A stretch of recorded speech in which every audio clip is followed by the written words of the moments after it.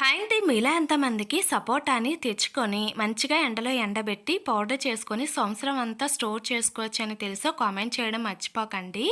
నాకైతే రీసెంట్‌గానే తెలిసిందండి. తెలిసిన వెంటనే నేను కూడా ట్రై చేశాను. నాకు ఈ సపోటా అంటే చాలా ఇష్టమండి. కానీ ఎప్పుడు పడితే అప్పుడు దొరకవు కాబట్టి ఇప్పుడు అలాగే సీజనే కాబట్టి నేనైతే ట్రై చేశాను. సీజన్‌లోనే మనకి కాస్త ఎక్కువగా తెచ్చుకొని ఎండబెట్టి పౌడర్ చేసి పెట్టుకున్నామంటే సంవత్సరం అంతా ఈ పౌడర్‌ని మనము చాలా విధాలుగా ఉపయోగించుకోవచ్చండి. సో, ఒక్కసారి వీడియో ఫుల్‌గా చూడండి. నచ్చితే మీరు కూడా ఒకసారి ట్రై చేయండి. నేనైతే బాగా పండిన పళ్ళనైతే ఒక కేజీ అయితే తెచ్చుకున్నాను. మంచిగా ఒక 2, 3 సార్లు బాగా కడిగేసుకొని తడి లేకుండా ఒక కాటన్ క్లాత్ తోటి మంచిగా ఒత్తేసుకొని తీసుకున్నానండి.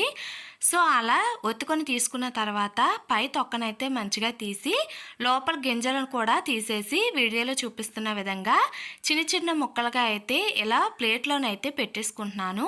మనకి పండు అన్నది బాగా పండింది కాబట్టి ఈజీగా తొక్కలు అన్నవి వచ్చేస్తాయండి. అలాగే ఈజీగా వీటిని మనము చిన్న చిన్న ముక్కలుగా సపరేట్ చేసేసుకోవచ్చు. ఇలా బాగా పండినవి తెచ్చుకుంటే మనకి కాస్త త్వరగా పని అయితే అయిపోతుంది. అలాగే ఈ ముక్కలు ఇలా ఎండబెట్టుకునేటప్పుడు ఎక్కడ కూడా మనకి కొంచెం కూడా వీటికి తడి అన్నది లేకుండా చూసుకోండి. తడి ఉంటే మనకి ఈ ముక్క అనేది త్వరగా పాడైపోతుందండి. అంత పర్ఫెక్ట్గా మనకి పౌడర్ అన్నది నిల్వ ఉండదు. సో, తడి లేకుండా మంచిగా ఆరబెట్టేసుకోండి. ఇలా నేను ఒక కేజీ అయితే పండుని తెచ్చుకొని మొత్తం అయితే ఇలా పౌడర్ అయితే చేసుకుంటున్నానండి. సో, మీరు ఇంకా ఎక్కువగా తెచ్చుకొని కూడా చేసుకోవచ్చు. నేను ఫస్ట్ టైం కాబట్టి ఒక కేజీయే తెచ్చుకున్నాను. నాకైతే ఒక కేజీకి ఒక 2 ప్లేట్ల నిండా కరెక్ట్‌గా సరిపోయాయండి. ఇవి మనకి ఒక 4, 5 రోజులు ఎండబెట్టుకుంటే సరిపోతుంది. ఇప్పుడు ఎలాగా మనకి ఎండాకాలమే కాబట్టి త్వరగా ఎండిపోతాయి. నాకైతే ఒక 4 రోజులు పట్టిందండి ఇవి ఎండడానికి.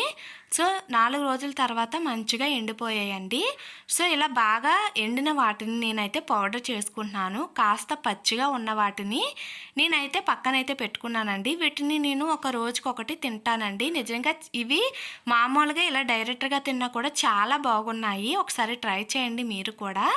బాగా ఎండిన వాటిని ఇలా చిన్న ముక్కలుగా అయితే చేసేసి మిక్సీ జార్‌లో అయితే వేసుకున్నానండి. వీటితో పాటు ఒక పావు కప్పు వరకు పంచదారను కూడా వేసుకొని మిక్సీ పట్టుకున్నాను.